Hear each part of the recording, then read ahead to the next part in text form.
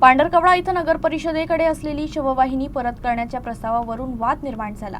युवा टायगर फोर्सनं या निर्णयाला तीव्र विरोध दर्शवत प्रशासनावर गंभीर सवाल उपस्थित केले आहेत। पांढरकवडा नगर परिषदेला शासनामार्फत मिळालेली शववाहिनी परत करण्याचा प्रस्ताव 16 एप्रिल 2026 ला होणाऱ्या सर्वसाधारण सभेत चर्चेसाठी ठेवण्यात आला। या प्रस्तावामुळे स्थानिक पातळीवरची संतापाची लाट उसळली असून युवा टायगर फोर्सनं याला तीव्र विरोध केला आहे। संस्थेचे प्रशासनाला थेट प्रश्न विचारता हा निर्णय कोणी घेतला, कोणत्या अधिकाऱ्याच्या पुढाकाराने प्रस्ताव मांडण्यात आला आणि जनतेच्या हिताविरुद्ध निर्णय घेण्याचा अधिकार कुणाला दिला, असे सवाल उपस्थित केले। दरम्यान या मुद्द्यावरून स्थानिक लोकप्रतिनिधींच्या भूमिकेवरही प्रश्नचिन्ह निर्माण झाले आहेत।